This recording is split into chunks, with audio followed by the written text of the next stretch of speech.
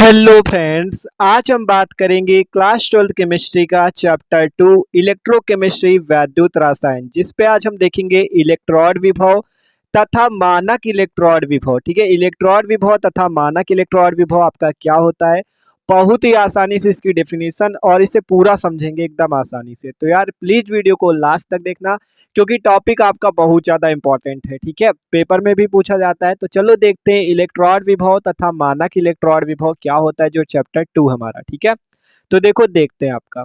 तो इलेक्ट्रोड विभव, जिसे इंग्लिश में इलेक्ट्रोड पोटेंशियल कहते हैं, तो देखो इसकी थ्योरी कह रहा है आपसे, जब किसी धातु की छड़ उसके किसी लवण के विलयन में डुबोई जाती है, तो धातु की छड़ विलयन के सापेक्ष धनावेशित या ऋणावेशित हो जाती है, जिसके परिणाम स्वरूप धातु और विलयन के मध्य विभवांतर स्थापित हो जाता है, और इस विभवांतर को धातु का इलेक्ट्रोड विभव कहते हैं। क्या कहा गया?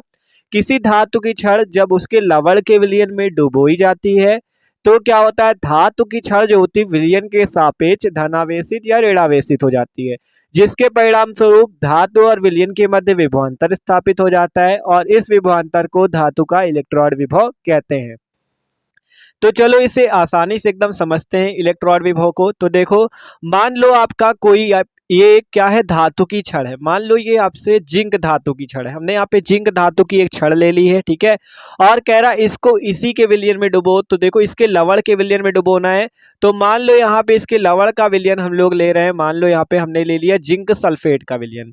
जिंक सल्फेट एक लवण है, क्यों लवण है? क्योंकि ये आयनों में टूट सकता है, Zn2 plus plus SO4 2 minus में। ठीक है, तो हमने जिंक के छड़ को जिंक सल्फेट के विलयन में डुबो दिया। ठीक है, तो देखो आपसे कहा गया जब किसी धातु की छड़ उसके किसी लवण के विलयन में, ठीक है, धातु की छड़ जब उसके किसी लवण के विलयन, देखो ये आयनों में टूट सकता है आपका, ये एक लवण है। ठीक है, ये जिंक का लवण है, जिंक सल्फेट, जिसपे Zn2 प्लस और SO4 2 माइनस आयन उपस्थित है। ठीक है, तो आपसे कहा गया जब किसी धातु की छड़ को जब किसी धातु की छड़ उसके किसी लवण के विलयन में डुबोई जाती है, तो धातु की छड़ विलयन के सापेक्ष धनावेशित या ऋणावेशित हो जाती है। जो जिंक की छड़ है इसके विलयन के सापेक्ष जो है ऋणावेशित हो जाती है। ठीक है, तो ऋणावेशित हो जाती है, जिसके परिणाम स्वरूप धातु और विलयन के मध्य विभवांतर स्थापित हो जाता है। ठीक है, तो देखो ये आपका जो धातु और विलयन के मध्य क्या होता है, विभवांतर स्थापित हो जाता है, और इस विभवांतर को ही धातु का इलेक्ट्रोड विभव कहते हैं। ठीक है,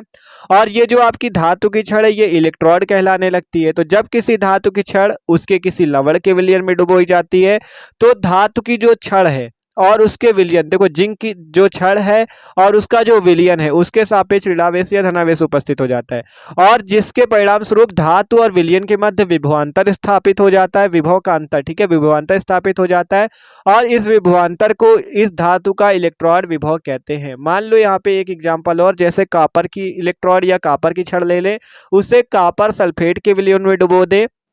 ठीक है, तब भी आपका ये क्या होगा, जो कॉपर की छड़ है और उसके विलयन के सापेक्ष आवेश उत्पन्न हो जाएगा, जो कि आपका कौन सा होगा, धनावेश होगा। ठीक है, धनावेश उत्पन्न हो जाएगा, और फिर क्या होगा, धातु और विलयन के मध्य विभवांतर भी स्थापित हो जाएगा। ठीक है, धातु की छड़ विलयन के सापेक्ष धनावेशित या ऋणावेशित हो जाती है, जिसके परिणाम स्वरूप धातु और विलयन के मध्य क्या होता है, पोटेंशियल आपका क्या होता है, पोटेंशियल डिफरेंस उत्पन्न हो जाता है। ठीक है, विभव का अंतर उत्पन्न हो जाता है, विभवांतर, और इस विभव के अंतर को ही हम लोग इलेक्ट्रोड विभव, इलेक्ट्रोड पोटेंशियल कहते हैं। ठीक है, तो अब आपको इलेक्ट्रोड पोटेंशियल की बात समझ में आ रही होगी। ठीक है, अब बात करते हैं मानक इलेक्ट्रोड विभव की। तो ये है इलेक्ट्रोड विभव आपका। ठीक है, आप देखो मानक इलेक्ट्रोड विभव, जिसे इंग्लिश में कहते हैं स्टैंडर्ड इलेक्ट्रोड पोटेंशियल। ठीक है, नाम से पता चलता है स्टैंडर्ड। किसी धातु की छड़ को 25 डिग्री सेंटीग्रेड पर एक मोलर, देखो एक मोलर धातु आयन सांद्रता के विलयन में डुबोने पर धातु और विलयन के मध्य जो विभवांतर उत्पन्न होता है, उसे धातु का मानक इलेक्ट्रोड विभव कहते हैं। क्या कहा गया, देखो नाम से पता चलता है स्टैंडर्ड है, मतलब इस पे कुछ स्टैंडर्ड होगा। ठीक है, देख सकते हो यहाँ पे आपसे कहा गया 25 डिग्री सेंटीग्रेड का ताप होना चाहिए, ये आपको थोड़ा कंडीशन दी गई है, 25 डिग्री सेंटीग्रेड का ताप और एक मोलर धातु आयन सांद्रता का विलयन हो, मतलब उसकी सांद्रता 1 मोलर हो और 25 डिग्री सेंटीग्रेड पर। देख सकते हो इस पे जब कोई छड़ आपका कोई इलेक्ट्रोड इस पे डुबोया जाएगा इसी के लवण के विलयन में, तो आपका क्या होगा, टेम्परेचर 25 डिग्री सेंटीग्रेड, सांद्रता 1 मोलर।